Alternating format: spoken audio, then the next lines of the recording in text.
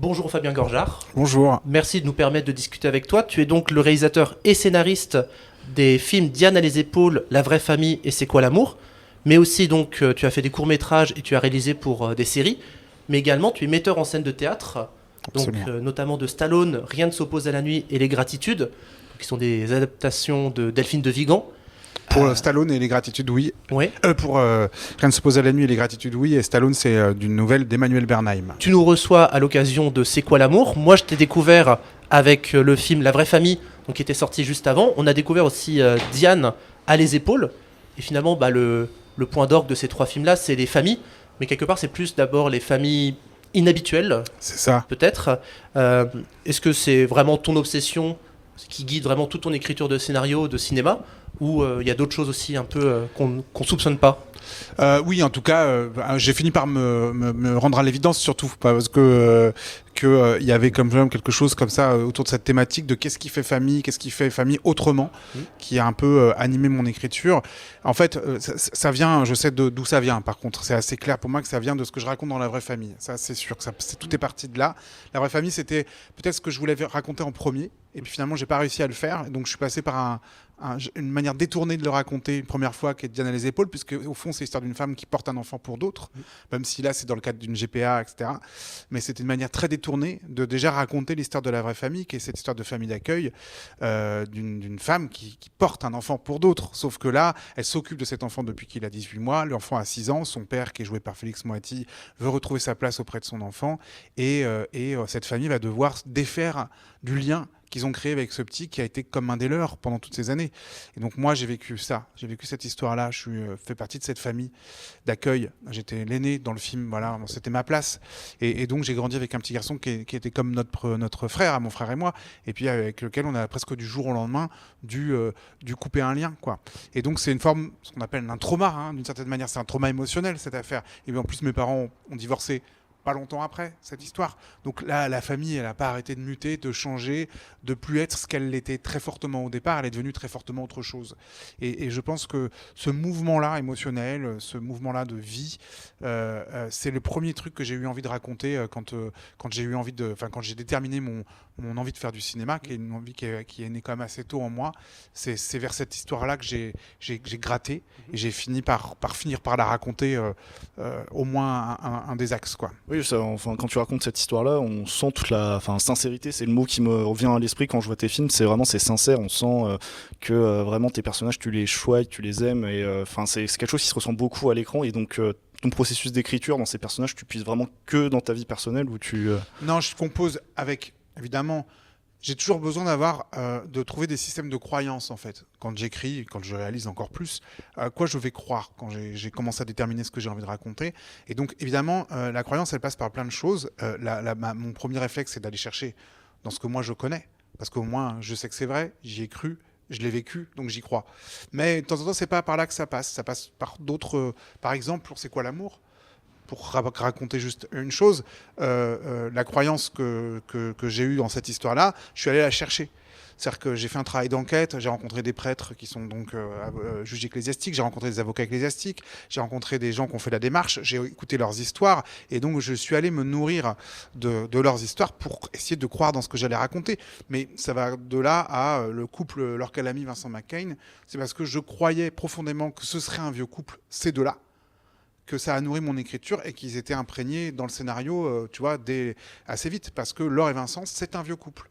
Un vieux couple, pas dans la vie, mais ils se connaissent depuis le conservatoire. Ils ont joué ensemble au théâtre, notamment Laure dans les premières pièces de Vincent. Et puis on les a découverts ensemble dans un moyen-métrage que j'adore qui s'appelle Un monde sans femmes, où on les découvre presque pour la première fois, les deux, dans une histoire où ils tombent amoureux l'un de l'autre, mais l'histoire ne se fait pas, etc. Et donc j'avais ces images d'eux à 35 ans en tête quand j'écrivais. Donc, tu vois, je vais chercher autant dans ma vie que des appuis de croyance, quoi. Mais je pense tu as utilisé le mot trauma en parlant de l'histoire de la vraie famille. Mais dans C'est quoi l'amour, le discours global ou même le ton du film, il est beaucoup plus optimiste, il est beaucoup plus...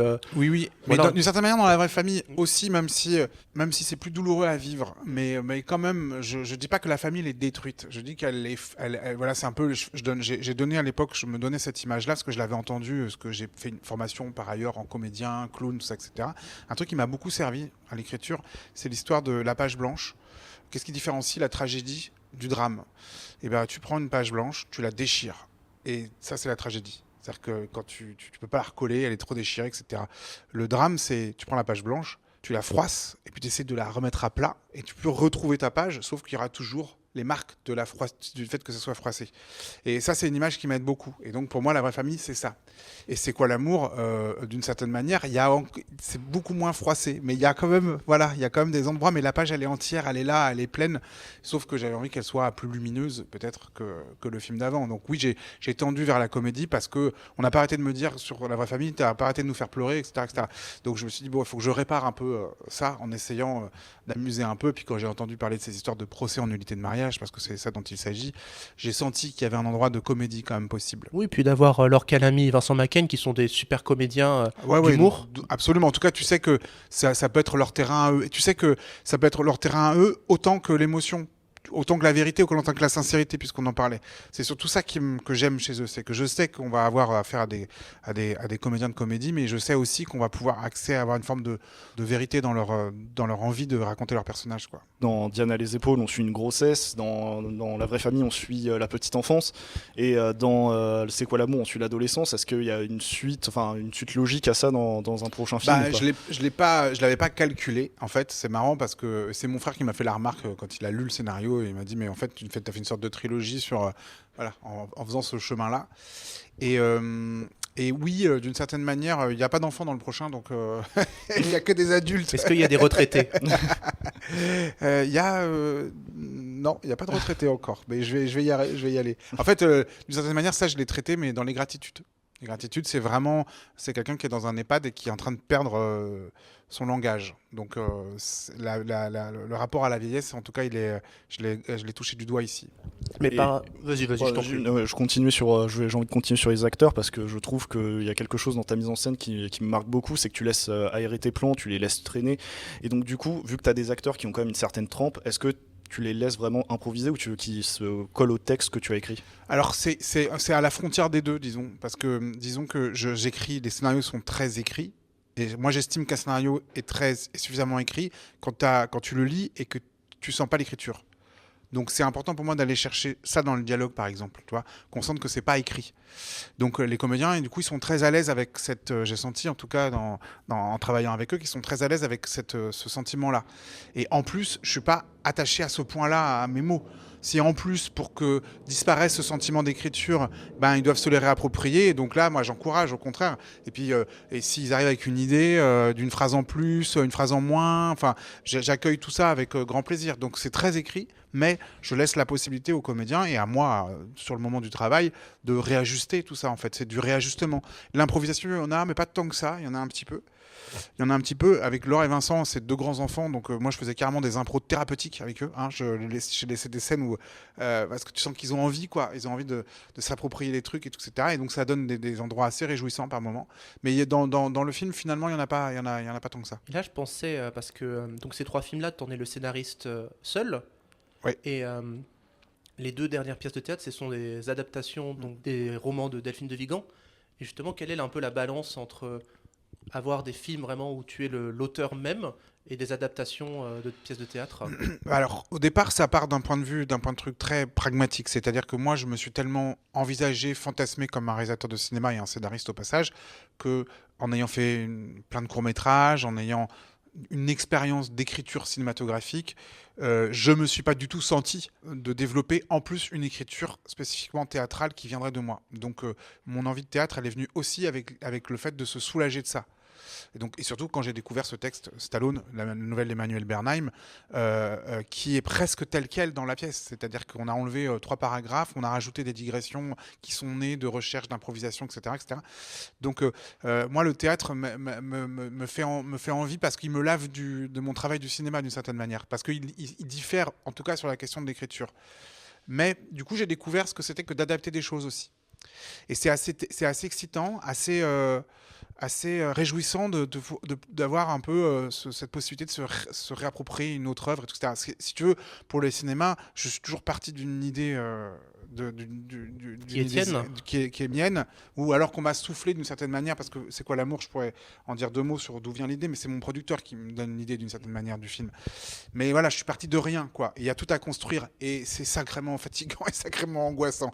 Là, je suis en train de revivre ça. Je m'étais dit, j'arrête, je veux adapter des trucs, je veux trouver, etc. Et en fait, pas vrai, je suis reparti encore sur un truc que je réinvente à zéro et qui est encore plus dur à raconter que les autres. Donc, je suis en plein dedans, là. Et donc le théâtre, d'une certaine manière, je cherche là en ce moment, je lis des choses en espérant trouver quelque chose sur lequel je vais m'appuyer et retourner au théâtre. J'ai pas du tout envie de partir d'un truc qui part de moi. Et il y a d'autres médiums qui te tentent en plus du cinéma et du théâtre? Oh non, c'est déjà beaucoup. ouais. C'est déjà beaucoup. C'est déjà pas mal, mais Ouais. Puis je trouve que j'ai beaucoup de chance déjà de pouvoir faire ça, de faire les deux. La chance que j'ai eue, c'est que Stallone, la première pièce, elle a très très bien marché. Et donc du coup, ça a ouvert facilement les portes de continuer à travailler au théâtre. Et moi, si je fais du théâtre, c'est parce que pendant toutes ces années où j'ai essayé de faire du cinéma, avant de réussir un peu à en faire, eh ben, je me suis retrouvé, mon chemin de vie a fait que j'ai fréquenté le théâtre beaucoup. J'ai fait un peu de tout et n'importe quoi au théâtre, de n'importe quel plein de postes différents. Travailler pour un théâtre, mais être dans une compagnie, jouer un peu, travailler dans le jeune public, manipuler des marionnettes. Enfin, j'ai vraiment œuvré à plein de postes, et ça a développé un grand amour du théâtre au passage. Et donc maintenant, on me laisse la possibilité de le faire. Et puis c'est surtout le comédien, le trait d'union pour moi des deux, pour le coup. C'est de continuer à travailler avec des comédiens, à réfléchir à ce que c'est que de porter une histoire à travers eux, quoi. Tu parles de comédien, et ton comédien rêvé peut-être, ou comédienne rêvée pour un film, ça serait qui? Bah là, je commence à avoir travaillé avec une que je trouve quand même assez exceptionnelle, et à mon avis, je vais pas me lasser de travailler avec elle, c'est Mélanie Thierry. J'ai vraiment, parce que maintenant je la connais un peu quand même, et plus je la rencontre, plus je la connais, plus je la trouve inspirante, plus je trouve que c'est une comédienne dont on n'a pas encore vu l'étendue de ses possibilités. Et je pense qu'on l'a vraiment catalogué, enfermé dans une sorte de truc au départ, une sorte de petite Lolita et tout, etc. Et elle est loin d'être une petite Lolita. Elle est tellement de choses autres, plus intéressantes, à mon sens, que c'est comme ça que sa carrière a commencé, mais qu'elle n'arrête pas de ça. Et puis je pense que, je suis pas le seul à l'avoir vu, parce qu'elle tourne de plus en plus. Là, elle enchaîne quasiment 3 tournages à la suite, je sais, notamment avec Karine Tardieu, voilà, sa carrière va vraiment prendre encore une autre dimension. Et moi, je suis en train d'écrire pour elle dans le prochain. Et j'étais tombé sur une interview de toi qui disait justement que Diane a les épaules, ça venait beaucoup de ce désir de jouer avec Clotilde Esme. Et c'est vrai que là, on est sur 3 films donc, qui sont portés par des femmes, et 3 différentes femmes, même si Mélanie Thierry revient. Et Clotilde Esme, par exemple, est-ce qu'il y a un moyen qu'elle revienne? Parce que moi, je l'avais trouvé génial. Moi, j'adore Clotilde. Après, on a fait cette expérience de Dernier les épaules, puis Stallone, parce que c'est elle l'actrice principale de Stallone. Et donc, il y a eu toutes ces années où on a été vraiment très proches. Et puis, à un moment donné, tu sens que c'est pas que tu as fait le tour, mais que c'est des épisodes de vie. Cet épisode-là, et voilà, il a eu lieu. Et puis, il y a eu d'autres histoires qui naissent, d'autres rencontres. Et donc, par contre, non, avec moi, évidemment, c'est absolument une grande comédienne. Elle a un très très joli parcours au théâtre. En plus, Clotilde, elle est fabuleuse à les voir sur scène. Donc, non, moi, oui, avec grand plaisir. Là, j'ai senti un lien là qui se tissait avec. Enfin, c'est pas un lien, c'est tu penses à un projet et tout de suite, ça m'amuse de penser à des comédiens.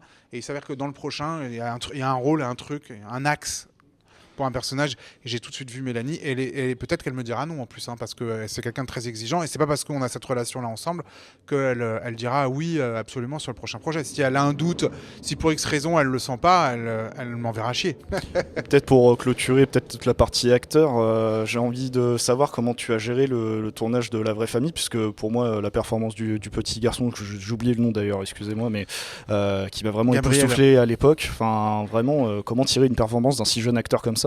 Il avait 6 ans en plus, quoi. Il a fêté ses 6 ans le 2e jour de tournage. Donc ouais, et tu sais, moi je m'étonne encore toujours de ça. Je continue à m'interroger de comment on a réussi. Il y a 2 choses, je pense, qui sont importantes. C'est d'une, il comprenait ce qu'on racontait. Et c'était un truc que m'avait dit la directrice de casting avec qui j'avais commencé à travailler avec les enfants. Elle dit, il faut qu'on prenne les enfants qui vont raconter l'histoire qu'on veut raconter.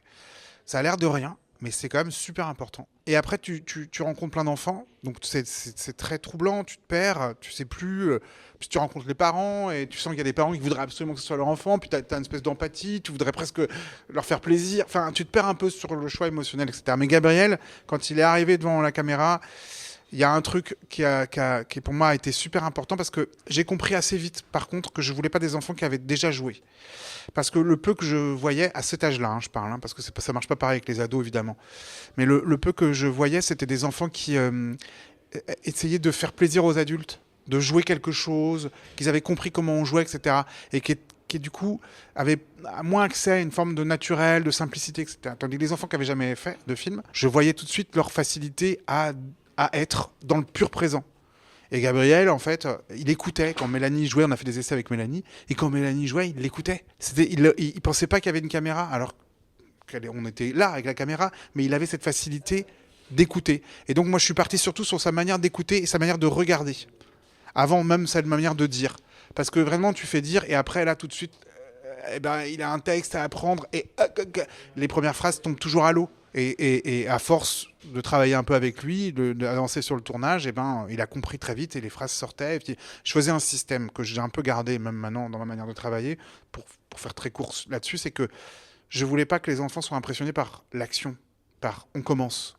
Donc on a mis en place tout un système de travail, de jeu avec eux, qui fait qu'on s'amusait à trouver, à inventer le début de la scène. Et à un moment donné, il comprenait, il sentait, il y avait un petit signe où on filmait, et puis la scène commençait comme elle était écrite. Mais elle a l'air juste d'être la continuité de ce qui s'était passé avant, en improvisation.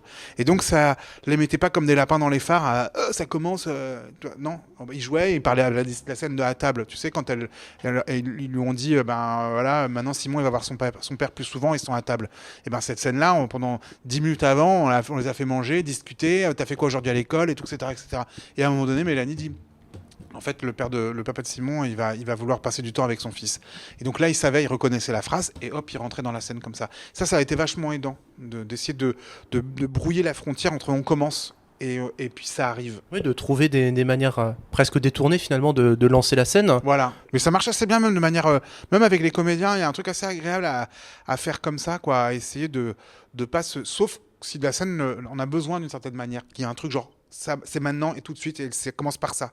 Mais si tu sens que dans ton écriture, il n'y a pas besoin que ça commence par ça, c'est assez chouette de faire un amont. Est-ce que c'est des méthodes que tu te verrais renouveler Ah ouais, c'est sûr et certain. Et même d'autres à trouver, peut-être, je sais pas si... Ouais.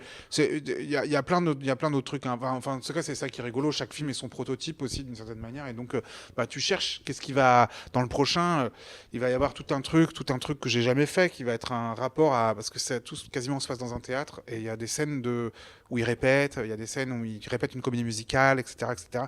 Donc, il y a tout ce travail-là de faire croire à une répétition. En plus, c'est une répétition qui est, d'une certaine manière, un peu fausse, parce que c'est un spectacle qui va pas vraiment exister, mais dont on fait croire à un comédien qui est l'acteur principal d'un spectacle, parce d'une certaine manière, il a une maladie qui le condamne, et il est jeune, il a jamais vraiment décroché de rôle important, et des gens autour de lui payent un théâtre et une metteuse en scène pour lui faire croire qu'il va vivre un peu son grand rêve, d'une certaine manière. Donc en plus, on doit répéter un truc faux. Enfin, voilà, il va y avoir une sorte de... Et comment je vais obtenir ça? Et comment je vais obtenir, par exemple, qu'un comédien a l'air...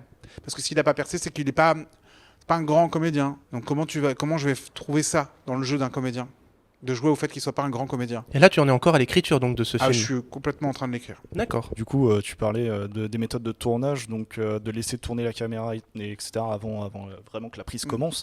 Mais une fois la prise commencée, comme je disais juste avant, tu laisses aérer tes plans, tu les laisses tourner. Enfin, il n'y a pas tant de cuts que ça. Ouais, absolument. Dans tes films. Fait, je cherche systématiquement comment on va pouvoir faire la scène dans son entièreté. Je dis pas un plan séquence, parce que ça veut pas dire que à la fin ça sera un plan séquence. Cela dit, il y en a. Il y a quand même des plans de temps en temps, mais là je me dis c'est un plan séquence. Donc là on construit toute la scène pour que ça tienne dans un seul plan. Mais le reste du temps, je tourne la scène dans son entièreté. Une fois que je l'ai eu, j'ai trouvé le plan qui couvre à peu près tout et qui laisse la possibilité au comédien de vivre. Je cherche un autre plan qui complète, qui va permettre de couper à l'intérieur, de donner un autre axe, etc., etc. Et pareil, en essayant de le faire de la manière la plus longue possible, enfin de couvrir toutes les scènes. Ça c'est mon plaisir évidemment de la direction d'acteur. Il vient de les laisser jouer. le plus possible et de pas les arrêter tout le temps pour des histoires d'axe et tout, etc. De trouver la frontière entre leur liberté et mon besoin. Est-ce que tu veux poser la question Une question un peu plus légère, parce que j'ai trouvé une occurrence et j'ai envie de poser un peu la question de but en blanc comme ça. C'est quoi ton délire avec les piscines? C'est vraiment ce que j'ai fait une scolaire aujourd'hui et donc j'en ai parlé. Écoute, j'ai pas encore complètement la réponse. C'est comme il y a les deux, il y a les piscines et les églises aussi. Il y en a pas dans les épaules, mais par contre dans mes courts-métrages, il y en avait déjà beaucoup.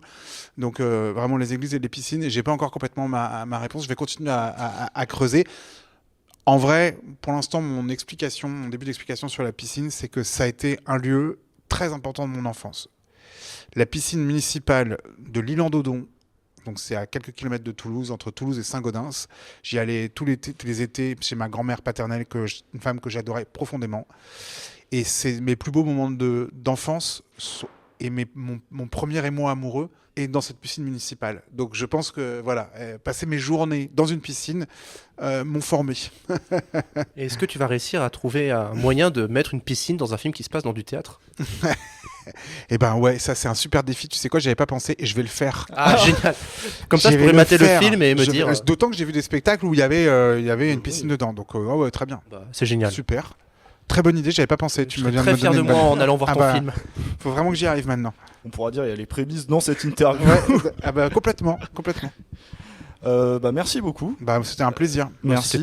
On remercie le Luxi également de nous avoir accueillis. Donc on est au Luxi à Ivry-sur-Seine, qui est une super scène, qui est très dynamique, qui fait plein d'événements tout le temps. Donc n'hésitez pas à regarder leur programme.